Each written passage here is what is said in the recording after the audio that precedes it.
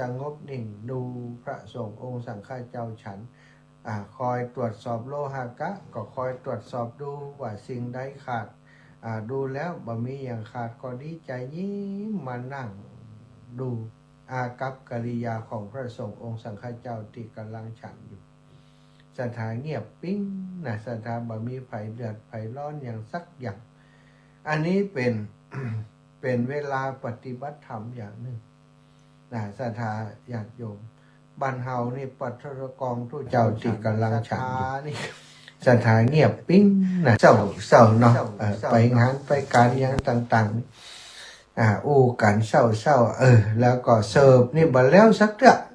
เสิร์ฟโต๊ะพอเต็มว่าสถาก็เอามาแหมละโดยเฉพาะช่วงที่มีโรงทานนะอันนี้มีแล้วโยมเนี่ยทุเจ้าก็ไม่ได้ฉันนี้บ่ได้เงียบนะโยมก็เอาของมาขึ้นโต๊ะหับปลาเคนแหมเอามาใส่ยัดเข้าใส่ความจริงแล้วการฉันนะเวลาฉันเข้าของพระสงฆ์องค์สังฆเจ้านั้นเป็นเวลาที่เพิ่นจะได้พิจารณาปฏิสังขายโยนิโสปินตปาตังปฏิเสวามิข้าพเจ้าคณะที่ฉันนี้นะปัจจเวกคณะที่ฉันนี้ฉันวันนี้ฉันอาหารบ่ได้ฉันเพื่อความสนุกสนานเพลิดเพลินบ่ได้เพื่อลดอัน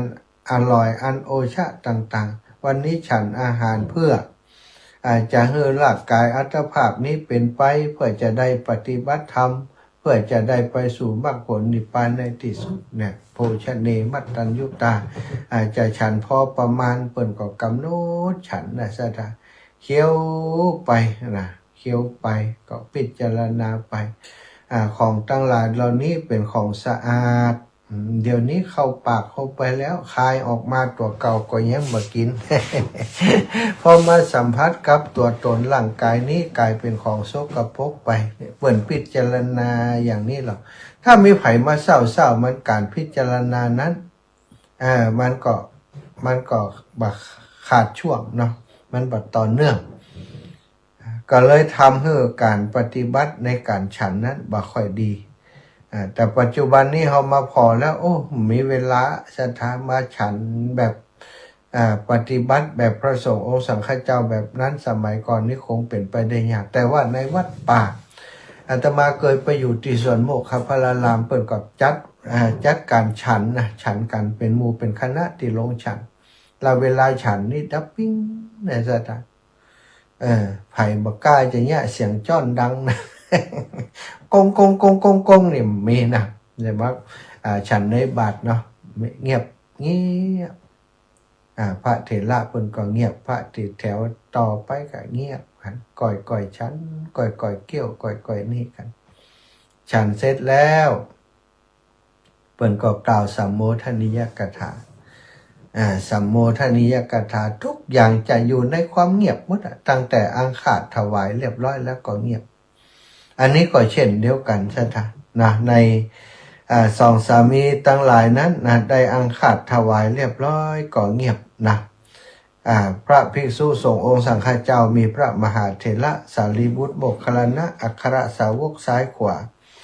ก็ได้ฉันโดยความสำรวมเรียบร้อยนะจนอิ่มหนำสำราญเรียบร้อยนะของเคี้ยวของฉันอันประณีตเรียบร้อยแล้วนะ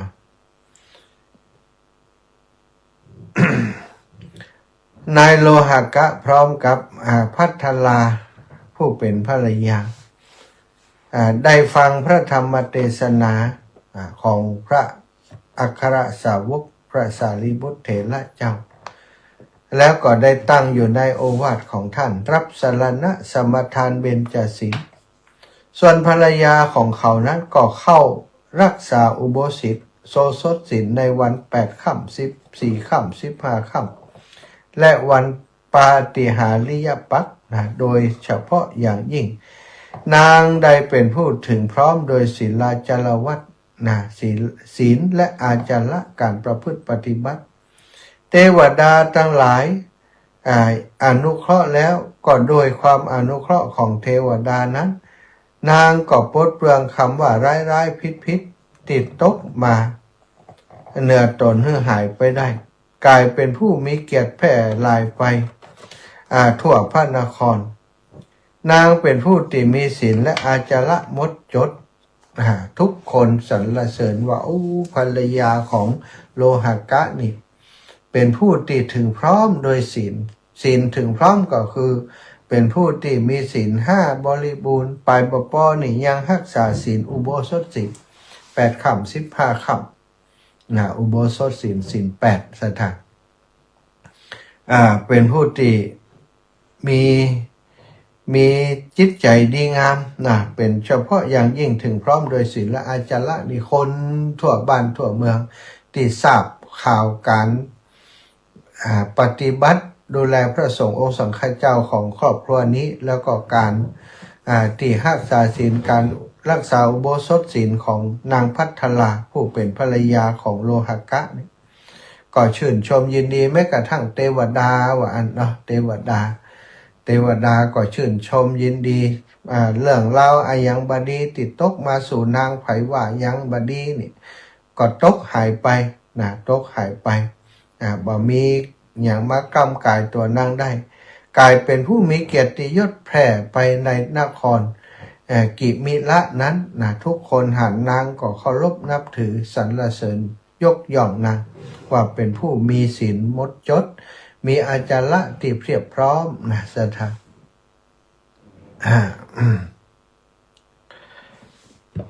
ก็ภรรยานั้นอยู่ภรรยาของโลหกะนั้นอยู่ในกิมิละนครสามีของนางไปค้าขายตักกศิลานครในวันมหรสพลื่นเริงกันพัทลาถูกพวกเพื่อนฝูงตั้งหลายมีเพื่อนลบเล้าเธอไปเล่นมหรสพด้วยกันก็เกิดคิดอยากจะเล่นงานมหรสพตามเทศกาล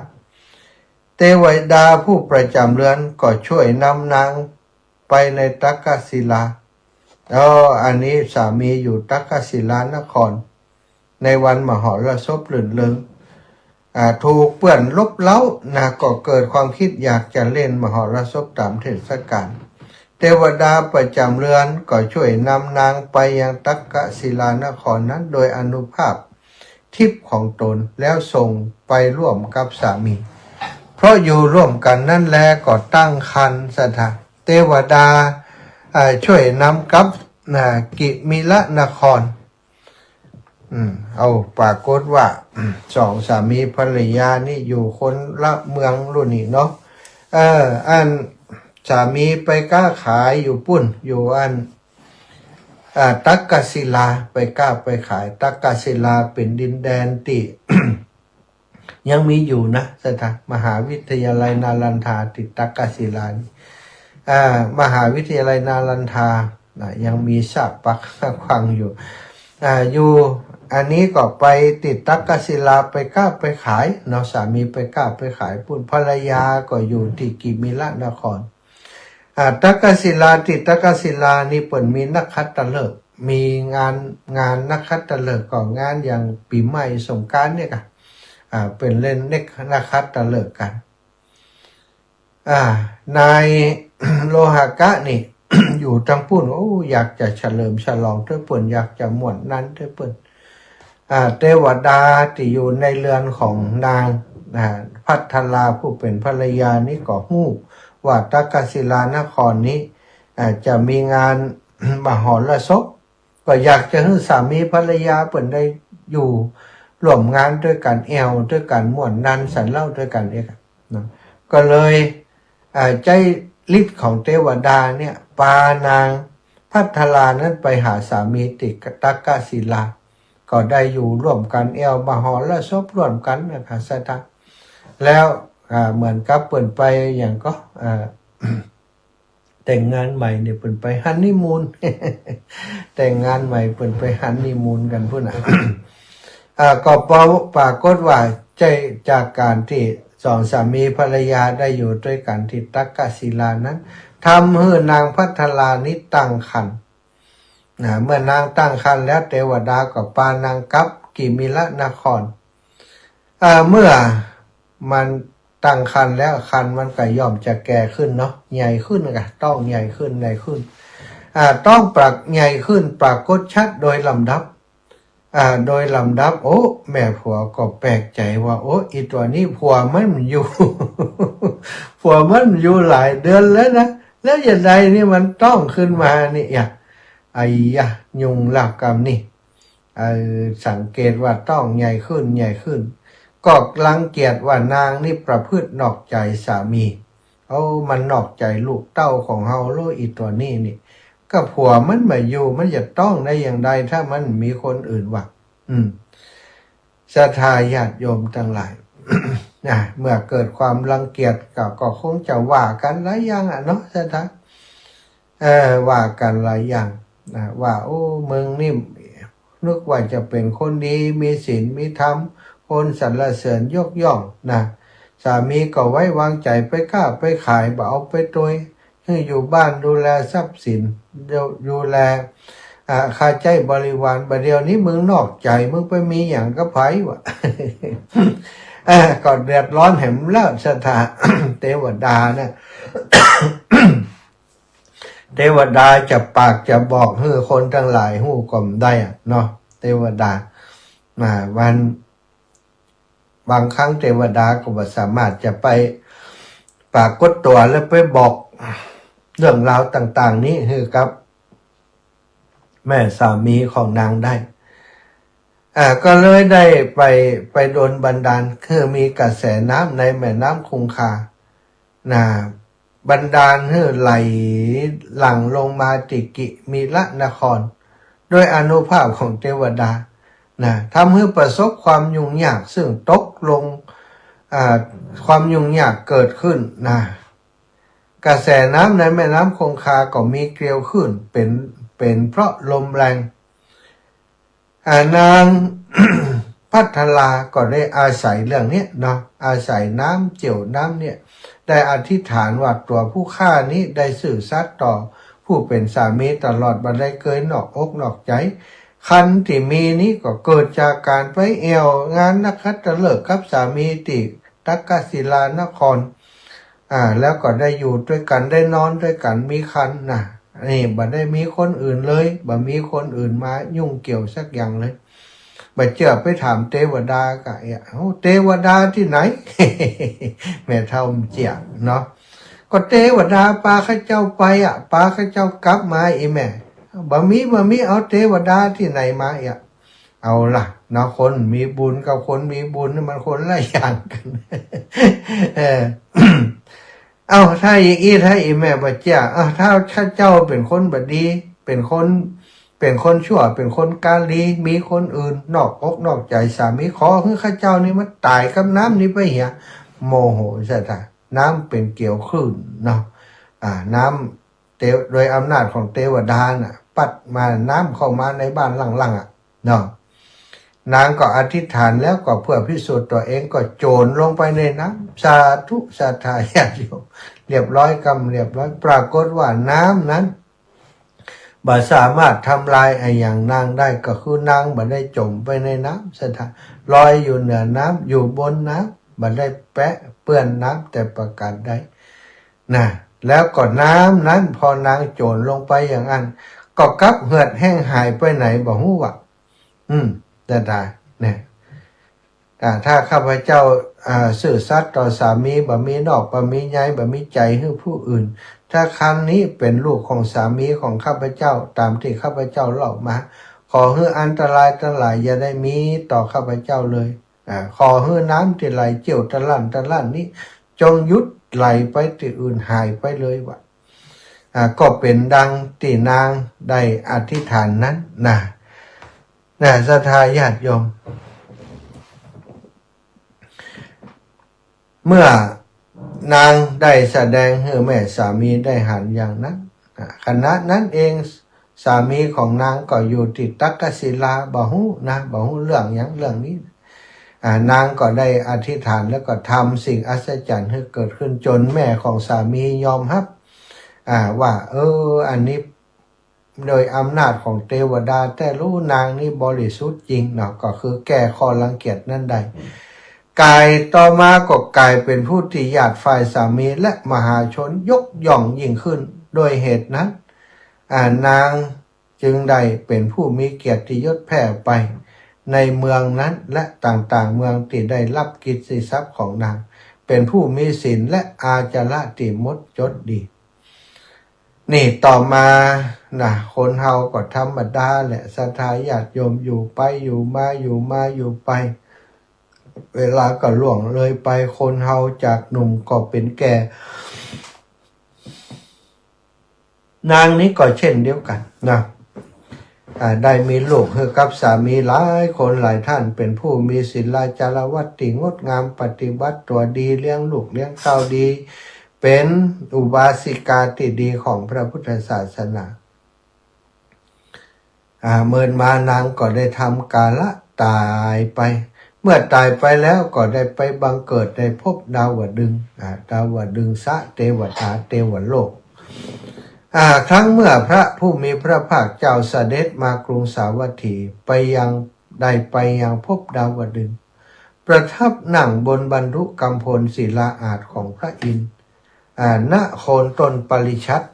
และเมื่อเทพบริษัทเข้าเฝ้าพระผู้มีพระภาคเจ้าถวายบังคมแล้วนั่งณที่ควรส่วนข้างหนึ่งแม้พัทธิตถีเทพพระธิดา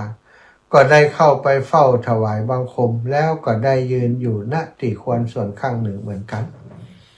ลำดับนั้นพระผู้มีพระภาคเจ้าเมื่อจะทรงถามบุญกรรมที่เทพธิดานั้นทำไว้ณท่ามกลางเทวดาบริษัทและ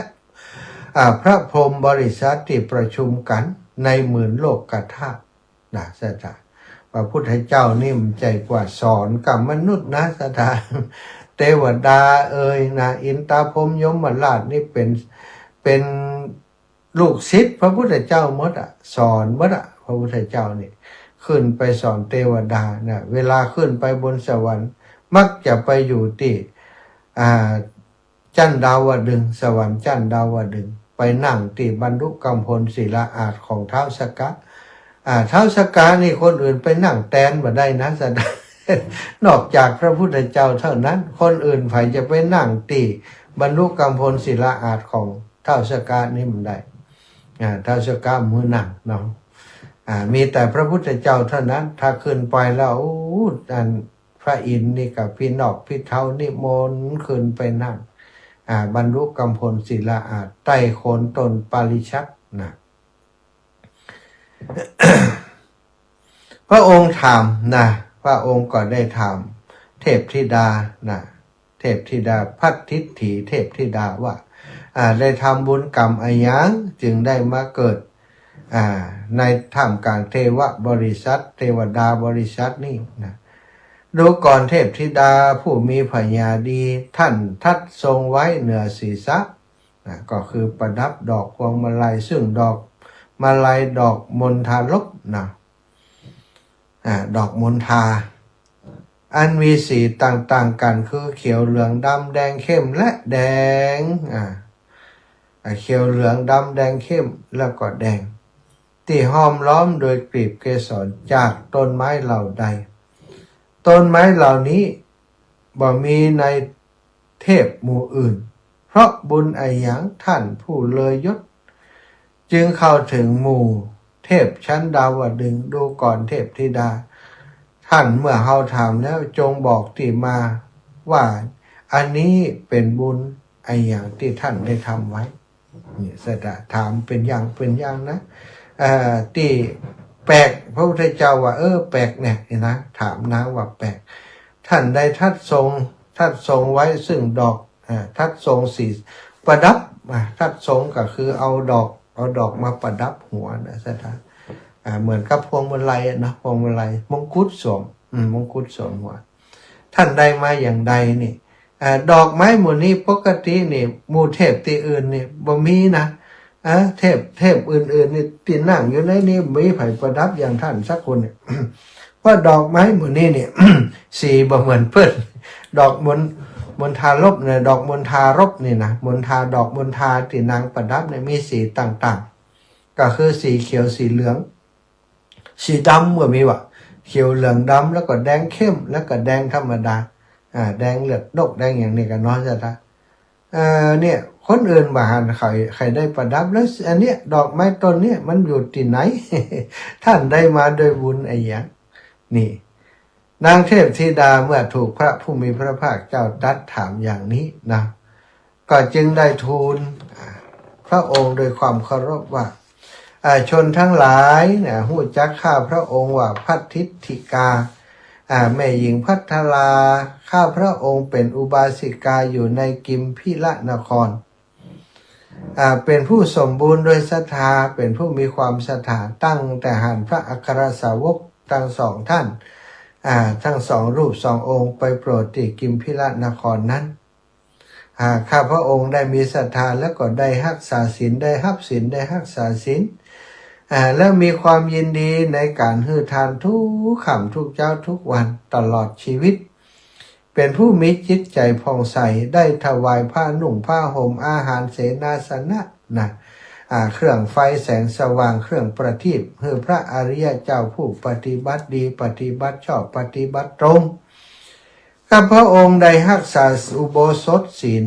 อันประกอบด้วยองค์8ประการตลอดนิถีที่14 15 14ค่ำ15ค่ำและนิถีที่8ของปักนะ8ค่ำ14ค่ำ15ค่ำเสร็จเท่ากับว่า7-8 วันนะ7 วัน 8 วันเตือนะ7 วันเตือ แล้วก็ตลอดปาฏิหาริยปักนะหรือว่าปักที่พิเศษปักที่สำคัญวันสำคัญข้าพระองค์เป็นผู้สำรวมโดยความดีในสิ่งทุกเมื่อมีสัญญมะและการแจกทานใจการแจกทานอยู่เป็นประจำนะเมื่อมีชีวิตอยู่แล้วก็ได้ให้ทานที่ประณีตแก่พระเถระผู้ทรงศีลทั้งหลายนักบวชผู้ทรงศีลทั้งหลายได้งดเว้นจากปาณาติบาตปนผู้มีการถือเอาสิ่งของผู้อื่นโดยไถยจิตก็บ่มีได้เว้นจากการประพฤติผิดลูกผิดเมียผู้อื่นประพฤติผิดในกามสำรวมการการจาเนี่ยสำรวมจากมุสาวาทและจากการดื่มน้ำเมาเป็นผู้ยินดีในสิกขาบททั้ง5และเป็นผู้ฉลาดในอริยสัจเป็นอุบาสิกาของพระพุทธเจ้าผู้มีสมันตจักษุมีปกติเป็นผู้อยู่ด้วยความบัพประมาทข้าพระองค์ได้โอกาสบำเพ็ญกุศลจุติจากมนุษย์โลกนั้นแล้วได้มาเป็นเทพพยาธิดามีรัศมีของตนเองเที่ยวชมสวนนันทวันอยู่อันหนึ่งข้าพระองค์ได้เลี้ยงดูท่านภิกษุอัครสาวกทั้งสองผู้อนุเคราะห์ชาวโลกโดยประโยชน์เกื้อกูลอย่างยิ่งเป็นมหาปราชญ์และได้บำเพ็ญโอกาสบำเพ็ญกุศลธรรมขั้นจิตจุติจากมนุษย์โลกนั้นแล้วได้บังเกิดเป็นเทพพยาธิดาผู้มีรัศมีในตน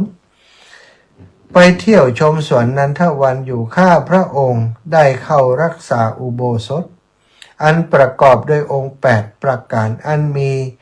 นนำมาซึ่งความสุขหาประมาณบ่ได้อยู่เนืองๆและได้โอกาสสร้างกุศลครั้นจุติจากมนุษย์โลกแล้วก็ได้บังเกิดเป็นเทพธิดาผู้มีรัศมีตนเองเที่ยวชมสวนนันทวันอยู่เจ้าค่ะศรัทธาญาติโยมนี่คนดีคนปฏิบัตินี่ที่ไปเป็นเทวดาทั้งหลายนั้นถ้าถึงแล้วถามศรัทธาว่ายากก็นี่จะไปเป็นเทวดานี่อีปอยอีแม่ทั้งหลายก็มันเป็นยากอย่างอาจารย์เนี่ยก็รักษาศีล5รักษาศีล8ทานโดยเคารพก็ได้ไปแล้วหรอมันเป็นอย่างอันแต้นะศรัทธาแต่คนทั้งหลายที่บ่ใส่ใจบ่สนใจฟังน้ำฟังธรรมบ่สนใจได้ศึกษาเล่าเรียนบ่ได้ไปดูตัวอย่างของคนในสมัยก่อนก็คิดว่าเป็นไปไม่ได้เมียเป็นไปไม่ได้ก็เลยรักษาศีลบัดแต้เนี่ยมันก็เลยได้ไปอยู่บนสวรรค์บัดแต้เนาะบนสวรรค์บัดแต้ตันได้หัวนะฉะนั้นเนี่ยเฮาตั้นเจ้าทั้งหลายเมื่อทราบปฏิปทาของอุบาสกอุบาสิกาที่สมัยก่อนที่เป็นปฏิบัตินะ เปิดปฏิบัติอย่างใดถึงได้ไปอยู่สวรรค์ชั้นดาวดึงส์ปุ่นได้มีทรัพย์สินมากมายในสวรรค์ชั้นดาวดึงส์เป็นผู้งดงามมีรัศมีสว่างรุ่งเรืองได้มาจากไหนซะท่าได้มาจากบุญที่เปิดปฏิบัตินอกจากทานแล้วก็ศีลเปิดก็ยังเจริญภาวนาอริยสัจนะทุกสมุทัยนิโรธมรรคนี่คือสิ่งที่เทพธิดาคนนี้ได้กระทำครั้งนั้นพระผู้มีพระภาคเจ้านะหลังจากฟังเรื่องราวของนางเรียบร้อยก็ทรงแสดงอภิธรรมปิฎกนะตลอด3 เดือนโปรดหมู่เทวดาและพรหมผู้อยู่ในหมื่นโลกธาตุมีพุทธมารดาเป็นต้นจากนั้นก็เสด็จกลับยังโลกมนุษย์แล้วทรงแสดงพัทธิกทิกถาวิมานโปรดแก่ภิกษุทั้งหลายพระธรรมเทศนานั้นเป็นประโยชน์แก่พุทธบริษัทที่ประชุมจุมนุมอยู่ในขณะนั้นได้มรรคผลนิพพานควันแก่ปุญสมปานแห่งตนก็มีโดยประการละชนี้แล ศรัทธาญาติโยมเนาะ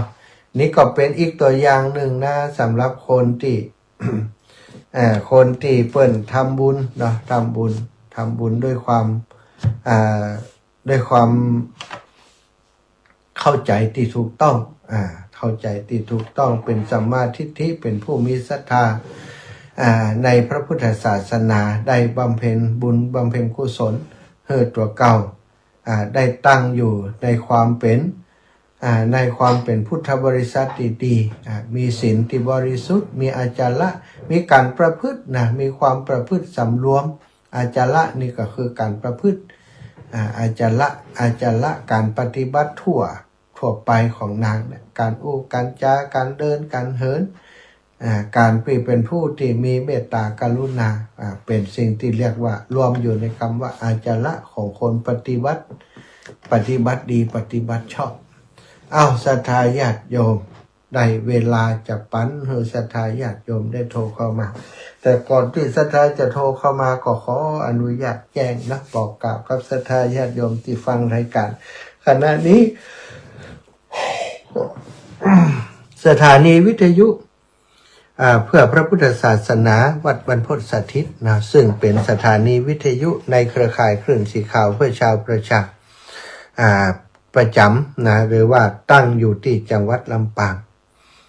ตอนนี้กำลังในเรื่องของห้องส่งได้จัดการดำเนินการเป็นที่เรียบร้อยแล้วนอติดแอร์ห้องส่งต้องอุปกรณ์ต่างๆห้องส่งจะต้องได้มาตรฐาน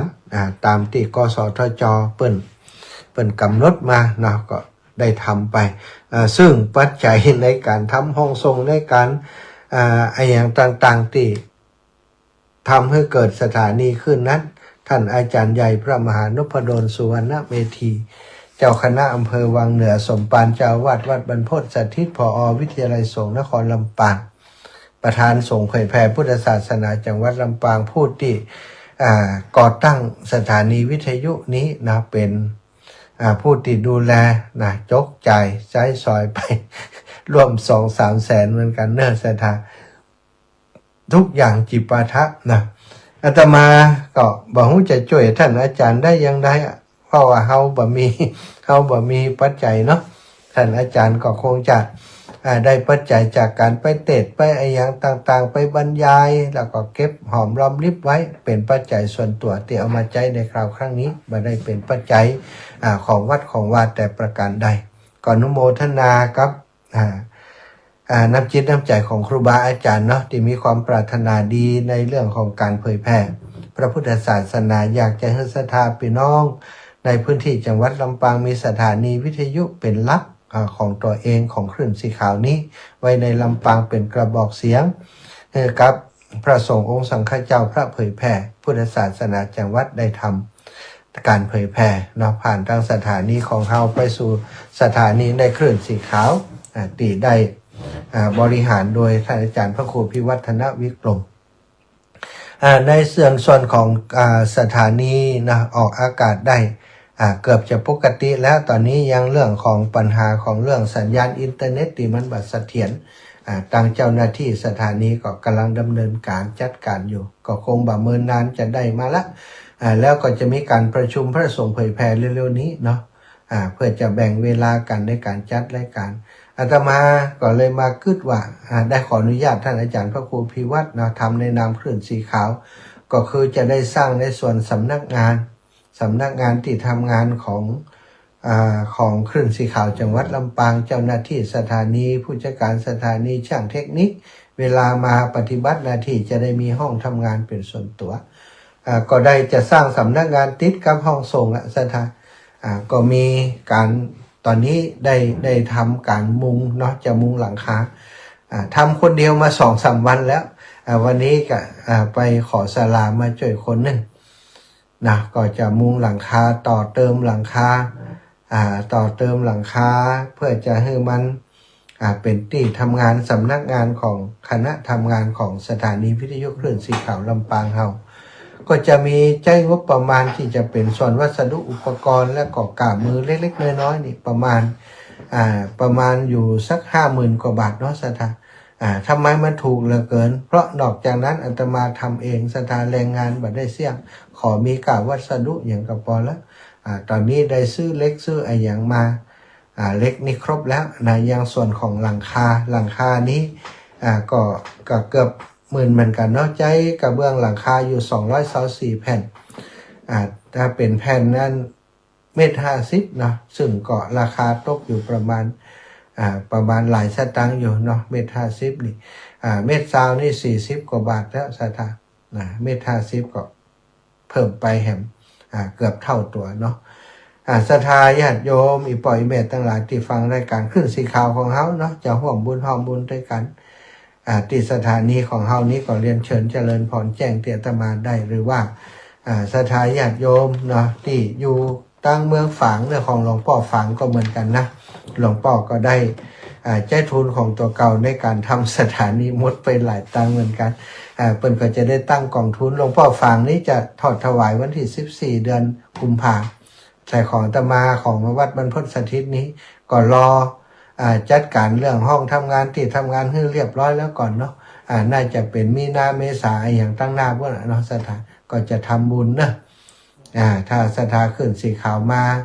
ก็คงจะม่วนใจกันว่าพอเนาะแล้วก็โดยเฉพาะตังลำปางเฮาซึ่งเป็นเจ้าภาพก็ช่วยกันดูแลในสถานีของเฮาจิมเนาะเอาละศรัทธาเวลาเหลือแหมนิดหน่อยเพื่อศรัทธาญาติโยมได้โทรเข้ามาในชั่วโมงนี้แต่ว่าชั่วโมงหน้ายังอยู่ด้วยกันอยู่เนอะเนื่องจากว่าวันนี้เป็นวันพระครูบาอาจารย์ที่จัดรายการบ่สามารถจะเข้ารายการได้ครูบาอาจารย์พระครูพิวัตรได้มอบหมายให้อาตมาได้เข้ารายการต่อก็เท่ากับว่า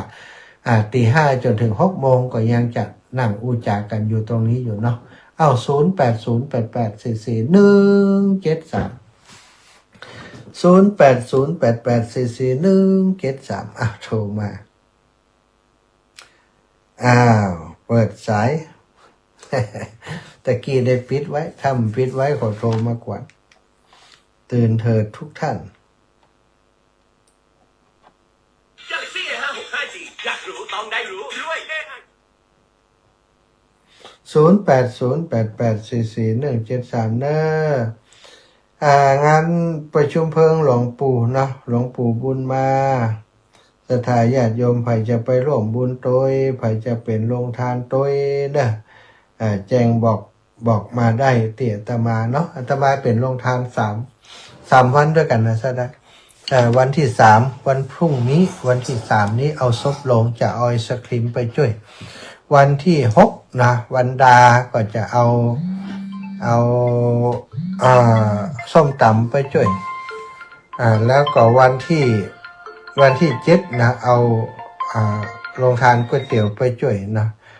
เจริญพรโอ้ห้วยงูในก็ได้ยินแล้วนี่นมัสการเจ้าตื่นแล้วเจ้าฟังอยู่เนอะเจ้าแม่รัตนาพรเนาะเจ้า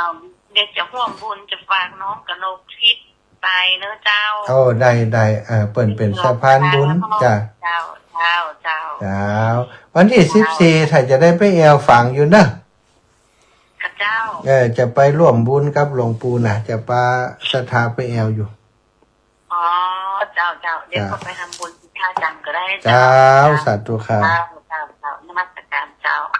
แม่รัตนาพรนี่จะทำบุญฝากผ่านคุณโยม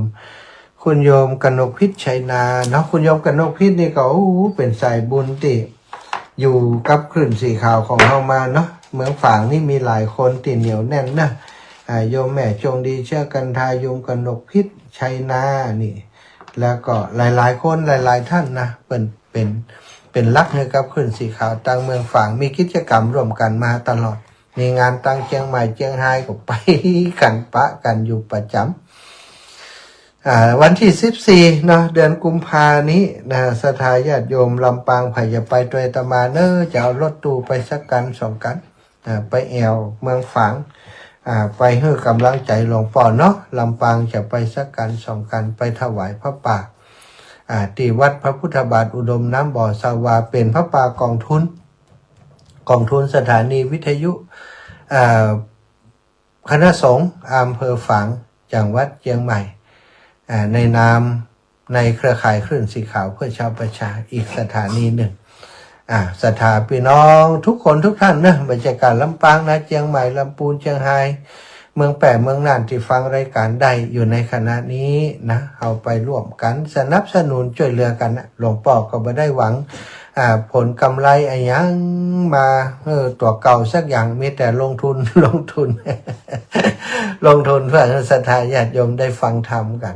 เยอะๆนะตังของวัดพระพุทธบาทอุดมน้ำบ่อสาวาก็ครอบคลุมพื้นที่3 อำเภอก็แม่อายชัยประการและเมืองฝางเนาะนี่ก็กินทำให้ศรัทธาญาติโยมได้ฟังรายการจากคลื่นสีขาวถ้ามีสถานีหลวงพ่อก็ดับปิงเย็นไว้พี่น้องเมืองฝางเขากลมได้พบปะกันนะอาศัยสถานี 98.50 89ก็98มาทำแน่นอนบอกดีกว่าเนาะวันนั้นก็ฟังกรรมแล้วก็จำมาได้ซะนะของคณะสงฆ์อำเภอฝางนะศรัทธาที่อยู่อำเภอฝางพิมพ์มาผมก็ได้หรอ90อย่าง80อย่างฝากจิวเนอะศรัทธา แม่มีชัยพินโยภาสแม่แม่อีนะถ้าไปฝางก็จะไปแวะเนอปังปอยพี่น้องปังปอยแต่ว่าได้ยินหลวงพ่อประกาศอยู่แล้วเนาะพี่น้องปังปอยให้หอมกันคนเล็กคนน้อยไปก็เป็นบุญร่วมกันเนอะศรัทธาญาติโยมหลวงพ่อไม่ได้สร้างเพื่อตัวเองได้ทำเพื่อตัวเองเนาะทำเพื่อทุกคนลำปางก็เช่นเดียวกันนะพระมหานพดลอาตมาภาพนี่ไม่ใช่ว่าตั้งสถานีมาเพื่อตัวเก่าเนาะตอนนี้จะประชุมเรื่องการจัดรายการของครูบาอาจารย์พระสงฆ์เผยแผ่ของลำปางนอกจากจะรับสัญญาณมาจากคลื่นสีขาวแล้วก็จะมีพระสงฆ์จากจังหวัดลำปางจัดรายการในพื้นที่ตัวก็จะบัดได้ทำเพื่อตัวเองศรัทธาเพื่อทำเพื่อพระศาสนาเพื่อให้คนทั้งหลายได้ร่วมบุญด้วยกันเนาะเจริญพรแม่บุญเพียรไทยกรไปสาเจ้าพระมหาเจ้าไปลืมมาห้วยบอนห้วยบอนห้วยบอนบ้านใหม่มงคลชัยเนาะวัดพระครูยุ้ยวัดใหม่มงคลชัยตู้เปิ่นไปเตรียมงานกันถึงวันน่ะตู้ลุงแดงหลวงพ่อพระครูมันมาตู้ลุงแดงของมาช่วยมันตู้ลุงนี่ไปตู้หันตู้ลุงทำงานแล้วมันปิติใจกับครูบาอาจารย์บ่เนาะเสียสละเนาะปัดโทษโอ้พระอาจารย์คนก็หลายเนาะว่าช่วยกันเปิ่นนั่นมันต้องมีศาลาเก้าตู้ลุงนี่ศาลาเก้านี่จะเอายังอีเนี่ยเขาเนี่ยโดยเปิ่นตันตู้ลุงแดงเปิ่นคนเนบเอวคนเนบเอวเห็นไรมีขอจ้างเน็บด้วยก็เปิ่นจะมีขอจ้างเน็บด้วยนะถ้าฝ่ายอุ้มหุ้นแล้วเอาขอจ้างซับนะเต้นลงเพิ่นได้เป็นเก้าเป็นกันนอยจัดงานเจนนี่ช่วยทุกงานมีผัดสักงานเนาะดีใจดีใจเฮาถ้าอยู่ใกล้กับปุ้นกันตักแดดด้วยกันไปนาท่าน พระเจ้ากล้าเก่งค่ะมาช่วยเพื่อนเต่าที่ช่วยได้นะ เจ้า ดีละเนาะได้มีทุลุงเป็นเก้าเป็นโก้เขาก็จะถ้าบัตรติดอย่างก็ถ้าจะได้อยู่ด้วยกันสัก5-6 วันเพื่อตั้งแต่วันที่18ไป พระอาจารย์มีติดงานมากเนาะ นะกะมันนั่นหล่นไปหันหล่นไปนี่เนาะแตนครูบาอาจารย์นี่แม่แต่ถ้ามันติดอย่างก็จะอยู่ว่าหลอดทายทอดให้ตุลุงตัวขอได้ขอพระอาจารย์รักษาตัวดีๆสุขภาพร่างกายดีได้มาค่อยบอลเนอะ สาธุอีแม่ แม่จะได้หอมหินหอมตาลแม่ใครหอมที่เนี่ยที่แปลงสถานนี้ ได้กะไอ้ข้าเจ้า สาธุเจ้าบุญรักษาอีแม่เจ้า เจ้า อ้าวนะเรียบร้อยนะเอ้าศรัทธาเวลาหมดเวลาแล้วเนอะขออนุญาตนะช่วงนี้ได้ลารายการก่อนเดี๋ยวก็พบปะกันใหม่ในชั่วโมงต่อไปขอความสุขความสดีจงมีแก่ศรัทธาสาธุชนทุกท่านจัตตารโอธรรมาวัฏันติอายุวันโน